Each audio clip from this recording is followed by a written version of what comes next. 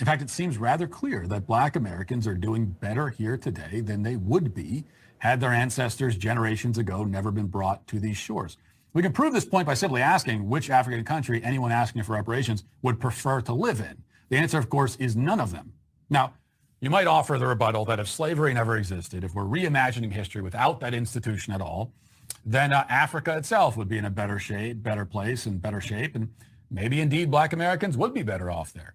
But this seems highly unlikely, and it also ignores the fact that Africans participated in slavery and the slave trade as much as they were victims of it. Not to mention, if we're reimagining the world without African slavery, then we have to also imagine it without all other forms of global slavery, since African slavery was merely one variety, one offshoot of this global institution.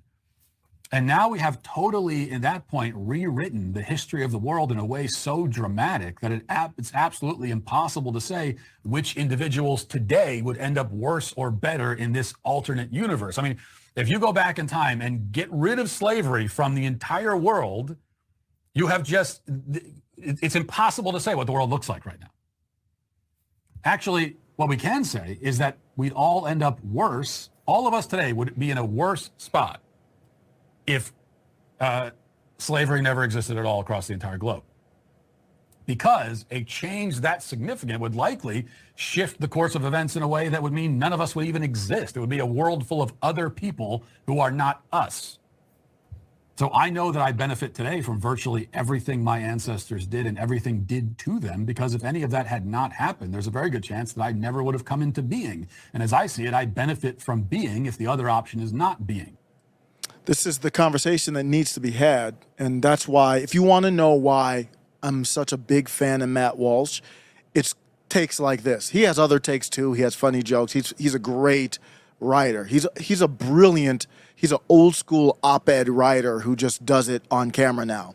They don't do op-eds like this anymore. It used to be like this. I loved opening up the paper, looking at op-eds and things that make you think.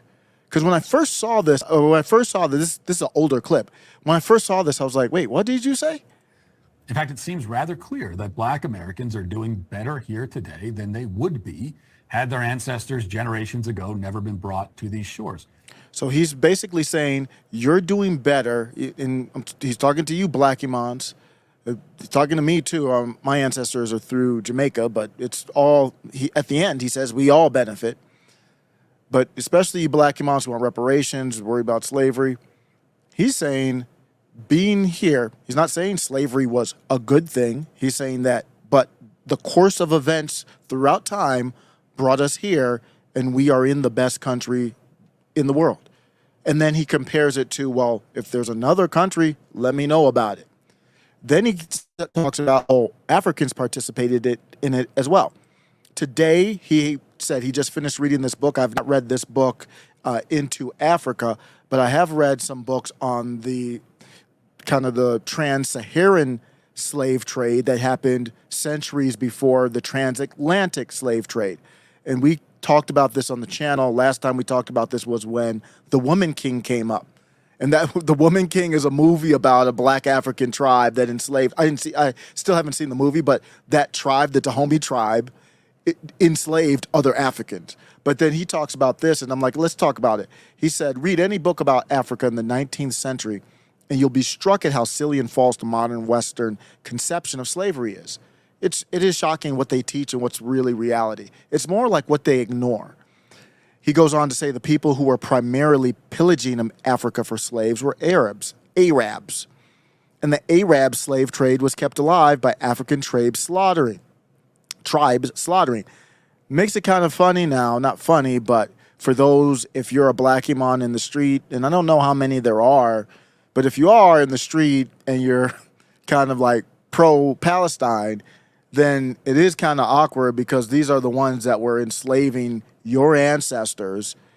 If you're talking about slavery through America, they were enslaving your ancestors hundreds of years before the Europeans even got involved. Their ancestors are the ones that enslaved your ancestors. I'm not saying you shouldn't be in the street for pro-Palestine. I'm just saying, did they teach you that in school? He goes on and he says that they were subjugating and selling each other into slavery. Europeans were late to the party. and the first to leave. Yet they take 100% of the blame these days in America. I don't know what they do in other countries. It's totally absurd. And that's what the Nicole Hannah Jones 1619 project is. I went back and forth with her on this type of topic, and then she blocked me. Maybe it's because there's just too much back and forth. I don't know why she blocked me, but she never answered me when I bring up these topics. The Arabs and many others globally were into slavery. Africans were enslaving the other tribes. Then the Europeans came in and wanted to get in on the game. And then that brings us to the 1400s and then 1619 coming here. But what's the takeaway from that? This is the topic that we need to have in our country. What's the takeaway from this? My first thing is, when someone comes to you and talks to you about these things, let's talk about the facts or not. If I have something wrong, please tell me.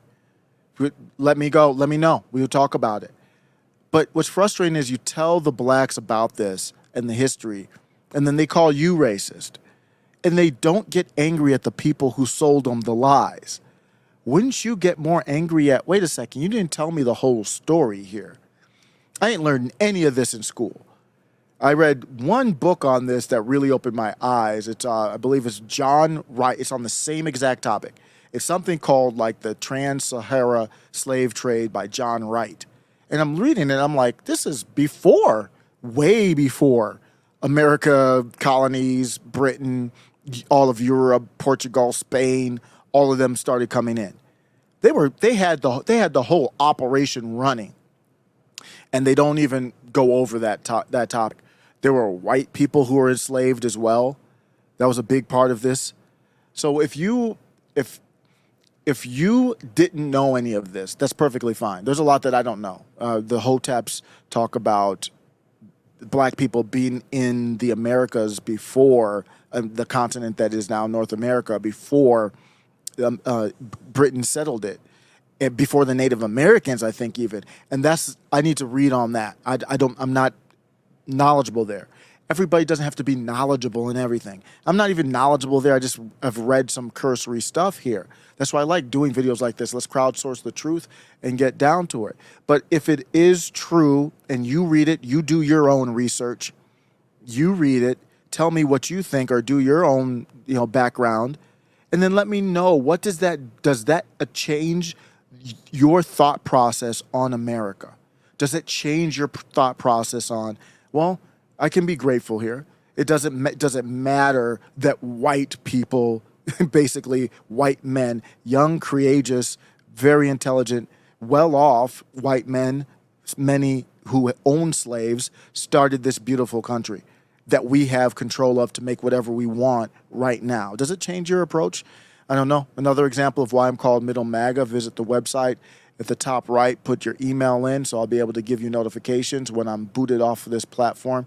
I don't want to talk it into existence, but we're not going to pretend like that's not going to happen. When we talk about topics like this, and we talk about the funny country 7,000 miles away, three-letter agencies that run these platforms start to get angry. Let me know what you think. Middle MAGA.